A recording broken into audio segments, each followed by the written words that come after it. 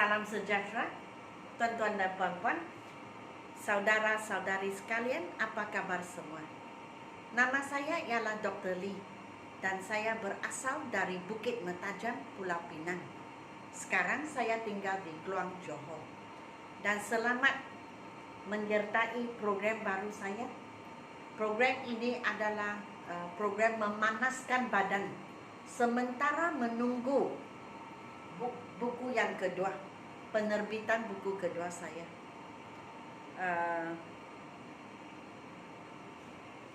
Saya terus ke perbincangan sebelum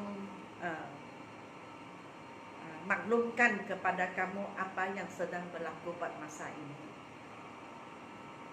Ini adalah kerja rumah yang saya telah memberi sebelum ini. Dan hari ini saya akan buat perbincangan dengan kamu jawapannya. So kita di bab ke-17, forms of the verb. Verb itu kata kerja, action. Menyanyi, menari, bercakap. Dan forms maksudnya bentuk. So grammar itu sebenarnya bahagian ini agak susah untuk ramai orang. Saya selalu cakap, bila kita gunakan itu, bila gunakan ini. Sebab tenses ini, forms of the verb, sebenarnya tumpukan kepada bila perkara itu dibuat. Atau adakah perkara ini sudah dibuat tetapi tidak disebut masanya. Okey? So di sini setiap soalan saya bagikan kepada 5 masa yang berlainan. Yang pertama, everyday she does. Kalau kita sebut every morning, every afternoon, every evening, every week, every year, every month, ia dipanggil simple present tense. Simple present tense adalah perkara yang kita membuat setiap masa. Jadi untuk I, you, we dan they, kata kerja itu jangan tambah S. Contoh I come, bukan I comes. He, she, it, kita mesti ada S. Jadi everyday she does. Now she is doing. Waktu kita sebut now, maksudnya perkara itu sedang berlaku semasa kita bercakap. Ia dipanggil present continuous tense. Untuk present continuous tense, I kita guna M, you, we, they kita guna are, he, she, it kita guna is. Selepas M, is dan are kita tambah ing. Jadi now she is doing, sebab she mesti gunakan is. Ini dipanggil present continuous tense. Yesterday she did. Yesterday ialah simple past tense. Perkara itu sudah habis berlaku, tidak berkenaan dengan sekarang. Dan untuk simple past tense kita tidak peduli. Sama ada ia adalah I, you, we, they, he, she, it. Kita tidak peduli. Kita terus tukar. Yang tukar verb ini kepada past tense. Biasanya tambah ed. Itu dipanggil regular verbs. Jikalau perkataan itu ditukar bentuknya, ejaannya, maka ia dipanggil irregular verbs seperti ini. Do menjadi did, kita tidak tambah ed. Already she has done. Kalau kita cakap already, maksudnya perkara itu sudah dibuat dan kita boleh nampak kesannya. Atau baru sahaja kita buat. Tetapi kita tidak sebut bila ia dibuat. Kita tidak sebut dua hari yang lalu. Kita tidak sebut tadi. Kita tidak sebut kemarin. Jadi ia dipanggil present perfect tense. Present perfect tense tidak disebut masa. Untuk present perfect tense, I, you, we, they, kita guna have, H-A-V-E. He, she, it, kita guna has, H-A-S. Have dan has belakangnya. Kata kerja itu mesti guna past participle. Past participle ialah tempat ketiga. Tempat ketiga. Contoh, makan, eat, tempat pertama. Tempat kedua, ate, A-T-E. Tempat ketiga, eaten, E-A-T-E-N. Jadi eaten ini dipanggil past participle. So already she has done. Do, did, done. Tomorrow she will do. Tomorrow masa akan datang. Kita panggilnya simple future tense. Untuk I dan we, kita boleh guna shall, S-H-A-L-L, ataupun kita boleh guna will, W-I-L-L. Will dan shall sama maksudnya akan.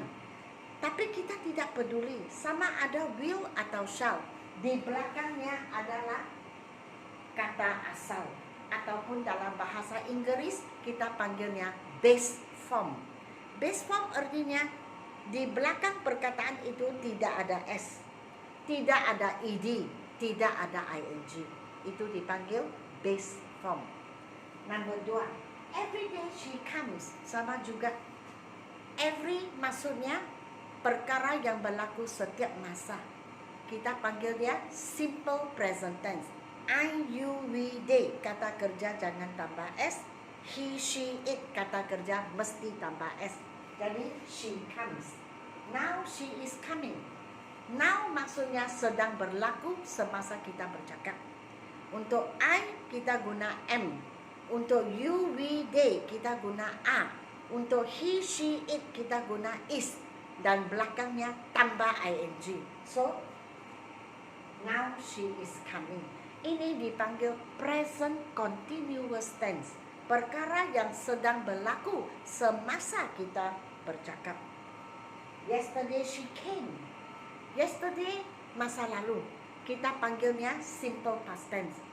Simple past tense kita tidak peduli I, you, we, they, he, she, it. Kita terus tukar sahaja kata kerja itu kepada past tense. Biasanya tambah ed. Kalau tambah ed, perkataan itu dipanggil regular verb. Tapi macam ini irregular verb sebab kita tak boleh tambah ed. Already she has come. Already sudah buat tetapi tidak disebut bila ia dibuat. Maka I, you, we, they kita guna have, H-A-V-E. He, she, it kita guna has, H-A-S. Dan selepas di belakang have dan has kita guna past participle. Past participle adalah tempat ketiga. Untuk come, came, come. Dia balik ke come. Jadi yang come ini sebenarnya past participle. Tempat ketiga. Digunakan di belakang has dan have. Untuk bermaksud sesuatu perkara itu sudah dibuat. Tetapi kita tidak sebut bila ia dibuat. Ia dipanggil present perfect tense. Tomorrow she will come. Tomorrow masa akan datang. Kita panggil dia simple future tense. Simple future tense I dan we. Kita boleh guna shall, S-H-A-L-L. Kita juga boleh guna will, W-I-L-L. Kita tidak peduli shall atau will. Belakang perkataan will dan shall kita mesti guna kata asal, base form. Kata asal artinya perkataan itu di belakangnya tidak ada S, tidak ada ed, tidak ada ing. So untuk I dan we kita boleh guna shall, kita juga boleh guna will. Yang lain kita gunakan will, kita tidak guna shall. Ini dipanggil simple future tense. Masa akan datang. Every day she runs. Every. Simple present tense. I, you, we, they. Kata kerja jangan tambah S. He, she, it. Kata kerja mesti tambah S. Ini kita panggil apa? Simple present tense. So she kita mesti tambah S. Now she is running. Now sedang berlaku semasa kita bercakap. Jadi I kita guna M, you, we, they kita guna A, he, she, it kita guna is, belakang ing. Oke, ini dipanggil apa? Present continuous tense. Perkara yang berlaku semasa kita bercakap. Yesterday she ran. Run menjadi ran, masa lalu. Oke? Kalau yesterday kita panggil apa? Simple past tense. Dan kita tidak peduli I, you, we, they, he, she, it. Kita terus tukar ke past tense. tambah ed atau tukar perkataannya. Yang ini tukar perkataannya, jadi kita panggil dia irregular verb. Kalau tambah ed kita panggil dia regular verb. Already she has run. Already maksudnya perkara itu sudah dibuat, tetapi tidak disebut bila ia dibuat. Kita panggil dia apa? Present perfect tense. I, you, we, they kita guna have, H-A-V-E. He, she, it kita guna has, H-A-S. Di belakang have dan di belakang has kita mesti tambah apa? Past participle. Past participle adalah tempat ketiga kata kerja. Run, ran, run. Yang run ini digunakan sebagai past participle. Come, came, come sama juga digunakan sebagai past participle. Contohnya take, ambil, take, took, taken. Taken itu past participle. Tomorrow she will run. Tomorrow masa akan datang. Simple future tense. Untuk I dan we kita boleh guna shall, S-H-A-L-L, atau kita boleh gunakan will. Di yang lain, you, they, he, she, it hanya guna will, tidak guna shall. Di belakang will dan di belakang shall kita mesti guna kata asal, base form. Base form maksudnya perkataan itu belakangnya tidak ada s, tidak ada ed, tidak ada ing. Oke, jadi saya harap kamu paham.